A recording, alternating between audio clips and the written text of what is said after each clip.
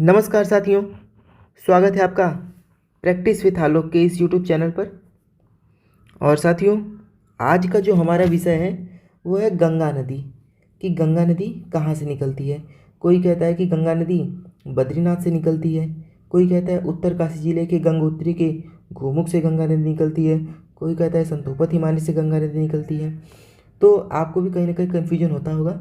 तो आइए आज के इस वीडियो में हम उसी कन्फ्यूजन को दूर करते हैं। और अगर आप इसमें मेरा मत पूछें तो मेरा तो मत यही है कि गंगा नदी कहीं से नहीं निकलती है, गंगा नदी का निर्माण होता है। तो इस वीडियो के अंत तक जाते जाते आपको भी इस बारे में पता लग जाएगा कि गंगा नदी निकलती है या फिर उसका गंगा नदी का निर्माण होता है। तो चलिए शुरू करते हैं। जो आप पीछे का सीन देख रहे हैं ये हरिद्वार में है। तो इससे एक बार पहला क्वेश्चन इससे क्या पूछा था, इससे पूछा था कि गंगा नदी सर्वप्रथम मैदानी भाग में कहाँ प्रवेश करती है। तो गंगा नदी जो प्रवेश करती है मैदानी भाग में, पर्वतों से उतर कर मैदानों में प्रवेश करती है, तो इसी हरिद्वार के क्षेत्र में प्रवेश करती है। तो आइए देर न करते हुए शुरू करते हैं। देखिए, ये हमारा भारत है और इस भारत में सबसे एक इधर ऊपर राज्य है, इसका नाम है उत्तराखंड। उत्तराखंड उत्तर प्रदेश से अलग हुआ है। कब अलग हुआ है? तो ये अलग हुआ है सन 2000 ईस्वी में। ठीक है, 2000 को ये अलग हुआ।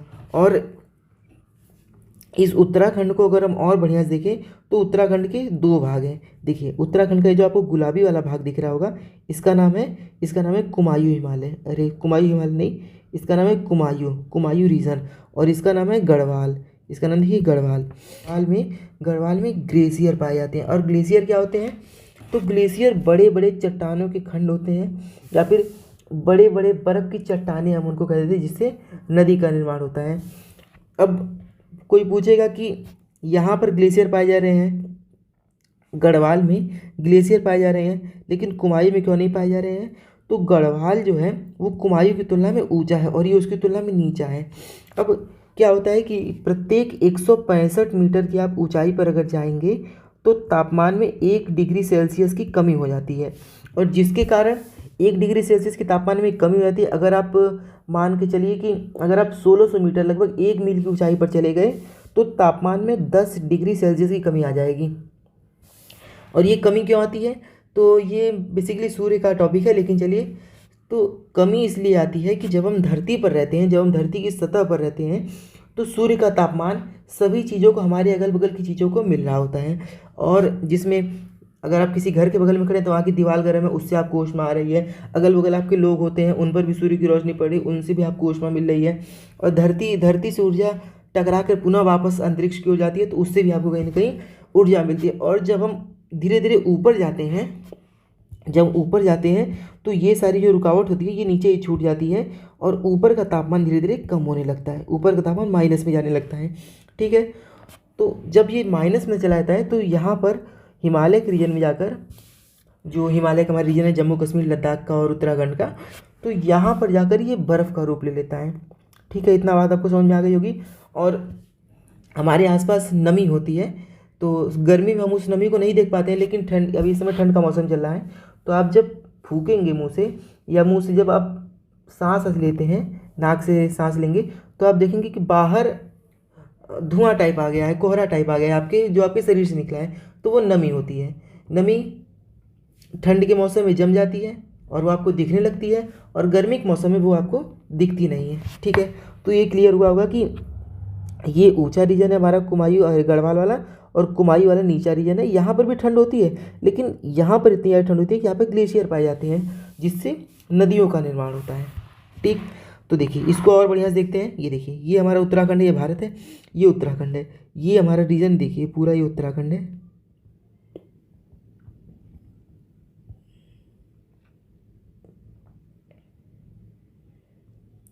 ये हमारा उत्तराखंड है और इसको हम दो भागों में बांट देते हैं। तो ये हमारा हो गया कुमायूं और ये हो गया गढ़वाल। ठीक है, ग्लेशियर हमारे ऐसे से ही पहाड़ होते हैं, ये पूरे बर्फ़ के पहाड़ हैं और इन्हीं से नदियाँ निकलती है। नीचे वाली इमेज में आप देख पाएंगे, ये देखिए यहाँ पर ये इन्हीं कहीं आगे कहीं ग्लेशियर होगा, उसी से ये नदी पूरी निकलती हुई जा रही है। और ये सब एरिया क्या होते हैं, इन सब एरिया में प्रदूषण एकदम ना के बराबर होता है, क्योंकि पहाड़ों पर उतना कोई रहने जाता नहीं है। पहाड़ों पर बस आदमी ट्रिप के लिए जाता है, घूमने फिरने के लिए चले जाता है। तो यहाँ का मौसम काफ़ी स्वास्थ्यवर्धक होता है। ठीक, जो उत्तराखंड है उसमें एक जगह है बद्रीनाथ। बद्रीनाथ के संतोपतिमानी से बद्रीनाथ के संतोपतिमानी से दो नदियाँ निकलती हैं। एक विष्णु गंगा निकलती है, देखिए विष्णु गंगा निकल रही है। एक मिनट, एक ही विष्णु गंगा है और एक ये धौली गंगा है। ये दो नदियाँ बद्रीनाथ के संतोपतिमानी से ये दोनों नदियाँ निकलती हैं। और ये दोनों नदियाँ चलते चलते आगे, देखिए चलते चलते ये आगे आती हैं। और ये जो आपको ये गोला दिख रहा है, यहाँ पर ये मिल जाती हैं। और ये दोनों नदियाँ जब मिलती हैं तो यहाँ पर विष्णु प्रयाग उसका एक नाम दे दिया जाता है, क्योंकि जब दो नदियाँ आपस में मिलती हैं तो उसको कहा जाता है प्रयाग, मिलन हो रहा है। तो इसका मिलन होता है विष्णु प्रयाग में, विष्णु प्रयाग उसको नाम दे दिया गया है। अब नदियों का एक नियम होता है, क्या नियम होता है कि जब दो नदियाँ एक साथ चलती हैं या फिर कोई दो नदियाँ आकर एक दूसरे में मिल रही हैं, तो गहराई के आधार पर जिसकी गहराई ज़्यादा होगी, अर्थात जिसकी गहराई ज़्यादा होगी उसमें पानी भी ज़्यादा होगा, तो जिसमें पानी ज़्यादा होगा उस नदी का नाम आगे दे दिया जाता है। जैसे देखिए यहाँ पर ये दोनों नदियाँ, मान लीजिए ये दोनों नदियाँ कोई मिल रही हैं, ये दोनों नदियाँ कोई हैं। अब इसमें इसका ये गहरा है, इसका गहरा है, इसका नाम है एक्स। और ये कम गहरा है, ये कम गहरा है, इसका नाम है वाई। ठीक है, इसका नाम है एक्स और वाई। तो जो आगे जो नदी चलेगी वो एक्स के नाम से आगे चलेगी, क्योंकि एक्स जो है वो ज़्यादा गहरा है। ठीक है, तो ऐसे ही। और अगर ये दोनों नदियाँ बराबर होती हैं, ये भी उतनी गहरी, ये भी उतनी ही गहरी है, तो आगे इसको एक नया नाम दे दिया जाता है और उसके नाम से नदी आगे चलती जाती है। इतनी बातें आप सभी लोग क्लियर होगी, ये सभी आप लोग जानते होंगे, तो इसलिए मैं थोड़ा तेज चल रहा हूँ। तो देखिए विष्णु गंगा और धौली गंगा ये दोनों चलती हैं और यहाँ पे विष्णु प्रयाग में आके एक दूसरे से मिल जाती हैं। अब इन दोनों नदियों की जो गहराई है वो बराबर होती है, तो इनको एक नया नाम दे दिया जाता है। तो देखिए ये जो नीली वाली लाइन है, ये पूरा नाम यहाँ तक है, इसका नाम हो जाता है अलकनंदा नदी। इसका नाम अलकनंदा, इसका नाम हो जाएगा अलकनंदा। अब ये अलकनंदा नदी आगे चलती जाएगी। अब इस अलकनंदा में देखिए एक नंदाकिनी नदी मिलती है। ये नंदाकिनी है, मंदाकिनी नदी अलग है। मंदाकिनी नदी केदारनाथ से निकल रही है, देखिए केदारनाथ से निकली है मंदाकिनी नदी, लेकिन ये नंदाकिनी नदी अलग है। तो इसमें नंदाकिनी नदी मिलती है तो बनता है नंद प्रयाग। इस प्रयाग को याद करने की झंझट मत रखिए, इसको मैं आपको अंतिम में याद करा दूंगा। और ये पिंडार नदी उसके बाद आती है, पिंडार नदी मिलती है कर्णप्रयाग में। फिर उसके बाद देखिए केदारनाथ, अब ये अलकनंदा नदी चलेगी क्योंकि ये सब नदियाँ कम गहरी है, तो यहाँ पर ये अलकनंदा कर्णप्रयाग तक चली। उसके आगे देखिए, उसके आगे केदारनाथ से निकलती है मंदाकिनी नदी, और मंदाकिनी नदी आगे जाकर रुद्रप्रयाग में अलकनंदा नदी से मिल जाती है। तो इसमें ये कौन सी होती है, अलकनंदा और प्लस मंदाकिनी, ये दोनों नदियाँ आपस में मिलती हैं। लेकिन इसमें भी अलकनंदा नदी ही, ये नीली वाली नदी ही ज़्यादा गहरी है, तो ये आगे भी अलकनंदा नदी के नाम से चलती है। ठीक है, अब देखिए उत्तरकाशी जिले के गंगोत्री के गोमुख से निकलती है भागीरथी नदी, और उत्तराखंड के लोग इसी भागीरथी नदी को ही गंगा नदी मान लेते हैं। ठीक, उत्तराखंड के लोग इसी को गंगा नदी मानते हैं। ये नदी आगे जाती है। इसमें एक नदी मिलती है भीलांगना नदी, और भीलांगना नदी इसमें अपना जल छोड़ देती है। फिर ये भागीरथी नदी के नाम से ही आगे जाती है। फिर ये देवप्रयाग में जाकर इस अलकनंदा नदी से जाकर मिल जाती है। ये अलकनंदा नदी और गंगोत्री से निकली हुई भागीरथी नदी दोनों मिलती हैं यहाँ पर देवप्रयाग में। और देवप्रयाग में इन दोनों की जो पानी की गहराई होती है वो समान हो जाती है, तो यहाँ पर इसको एक नया नाम दे दिया जाता है। जो देखिए आपको हरे रंग से नदी आगे निकलती हुई मिल रही है, तो ये बन जाती है हमारी गंगा नदी, ये बन जाती है हमारी गंगा नदी। अब आप ही बताइए कि गंगा नदी कहीं से निकलती है या फिर गंगा नदी कहीं जाकर बनती है, इसका जवाब आप बताइएगा।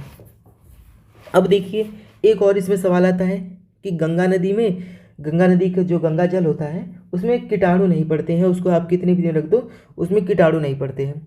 तो इसका जवाब है कि ये जो नदियां हैं ये सभी हिमालय पर्वत से निकल कर आती हैं, और हिमालय पर्वत की जो श्रेणी है वो काफ़ी औषधि उसमें पाई जाती हैं। तो उसी कारण इसमें एक बैक्टीरिया, जहाँ से नदी निकलती है उसमें एक बैक्टीरिया मिल जाता है, उसका नाम है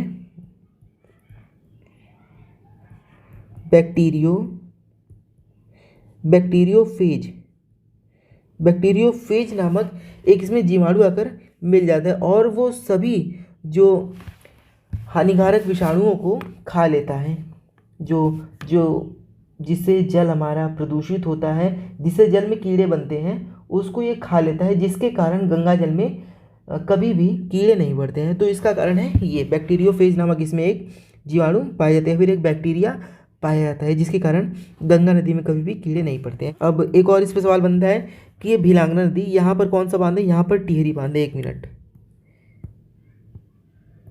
यहाँ पर हमारा बांध है, यहाँ पर हमारा बांध है टिहरी बांध। देखिए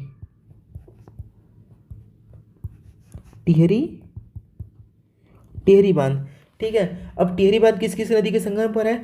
तो ये भिलांगना नदी हो गई, भिलांगना नदी, और ये देखिए भागीरथी नदी इधर से आ रही है, तो यहीं पर बनता है टिहरी बांध। और टिहरी बांध 2 नदियों के संगम पर बना है, जिसका नाम है भिलांगना नदी और भागीरथी नदी। अब इस टिहरी बांध की ऊंचाई काफ़ी अधिक है, तो ये भारत का सबसे ऊंचा बांध हो जाता है। लेकिन पेपर में क्या पूछता है?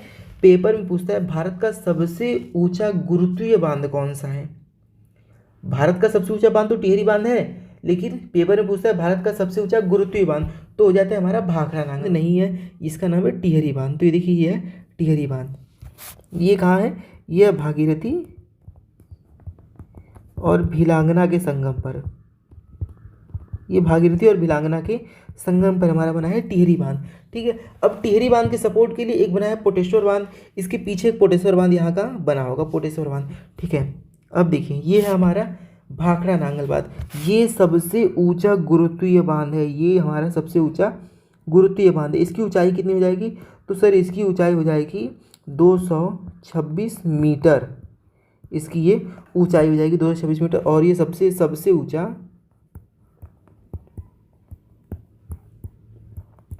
ऊंचा ग्रेविटेशनल बांध, गुरुत्वीय बांध है, ये हमारा सबसे ऊंचा गुरुत्वीय बांध है। इसका उद्घाटन किसने किया था? तो इसका उद्घाटन किया था पंडित जवाहरलाल नेहरू ने। देखिए इसकी स्थापना हुई थी 22 अक्टूबर को, और भाई जवाहरलाल नेहरू के द्वारा की गई थी इसकी स्थापना। तो उम्मीद है कि ये वीडियो आपको पसंद आया हो, और अगर आपको इसका दूसरा पार्ट ये कि गंगा नदी तो हमने ये बता दिया, अब इसके अगले पार्ट में हम ये बताएंगे गंगा नदी तंत्र क्या है, गंगा नदी निकलती कहाँ से, ये तो आपको पता लगेगा गंगा नदी होती है। और ये सब देखिए, ये सब अभी उत्तराखंड के अंदर ही हो रहा है। हम इसके अगले वीडियो में बताएंगे गंगा नदी किस किस राज्यों से होकर बहती है और कहाँ कहाँ बहते हुए बंगाली खाड़ी में जाकर गिरती है, हम उसको नेक्स्ट वीडियो में बताएंगे। तब तक के लिए धन्यवाद, मिलते हैं अगले वीडियो में। जय हिंद।